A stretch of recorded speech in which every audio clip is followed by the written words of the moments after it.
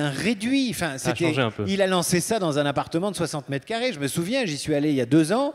Ils étaient les uns sur les autres. C'était des gamins, quoi.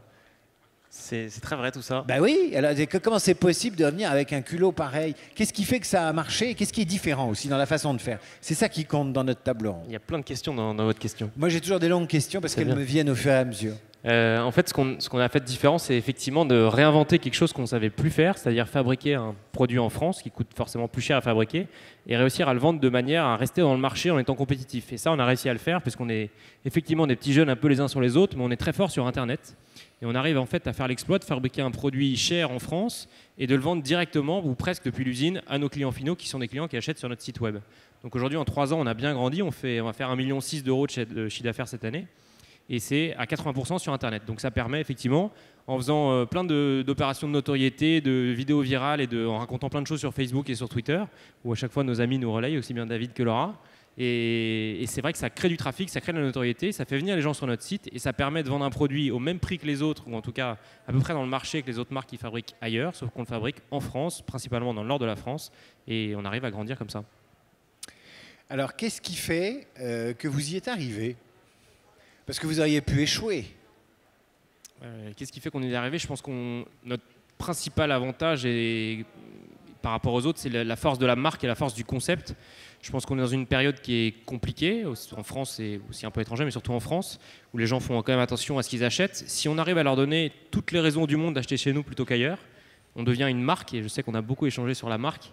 On arrive à créer l'envie, on arrive à faire en sorte que les gens achètent chez nous, même s'ils n'ont pas beaucoup de sous et qu'ils font attention.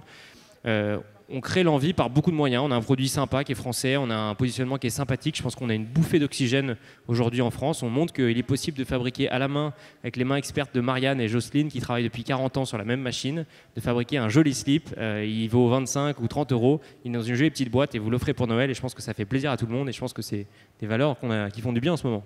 Alors, quand on a une toute petite boîte comme ça, avec une très bonne idée, un concept fort, il faut installer le concept, il faut faire du marketing, il faut faire de la communication, et vous étiez fauché.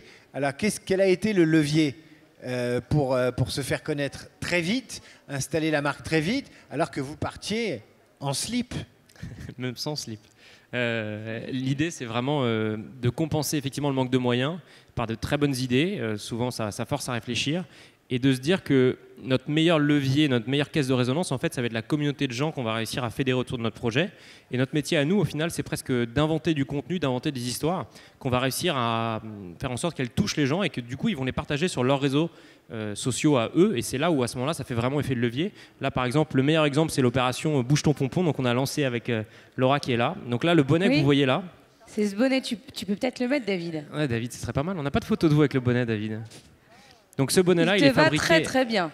Il est fabriqué à côté de Saint-Etienne à la main. Il vaut 35 euros. Et sur les 35 euros, il y a 10 euros qui sont reversés par bonnet au Téléthon. Et en 3 semaines, on a vendu presque 50 000 euros de bonnets. Mais 35 euros, c'est pas très cher. Parce que quand vous allez dans les stations de montagne, ils vous les vendent à 70 ou 80 euros. Exactement. Les bonnets. Donc achetez celui-ci, David. Eh ben oui, c'est vrai. Et après, l'idée, c'est de poster une photo avec le bonnet et une vidéo avec Bouge ton pompon. Bon. Omar Sy l'a déjà porté. Donc Jean Dujardin, du coup. L'idée, c'est quand même de créer un affect très fort avec la marque. Vous l'avez créé avec les valeurs d'Internet, avec la complicité des internautes, qui quand même avaient envie que vous réussissiez, parce que c'était un peu déconnant et c'est ça qui leur a plu. Exactement. Je pense qu'on est porté par ça. On arrive à l'entretenir jusque-là et je touche du bois pour que ça continue. Je pense qu'on fait vraiment du bien en ce moment. Les gens ont envie qu'on réussisse et pourvu que ça dure. Donc ça, c'est un premier exemple de distinction, de différenciation. Et c'est un pari, ça aurait pu rater, mais ça a fonctionné. Et maintenant, il faut consolider comme une grande entreprise. Exactement. Fini de faire les kékés, hein, les choses doivent se structurer. Et il faut garder le cap et évidemment tout professionnaliser et découvrir les joies de l'entreprise un peu plus classique.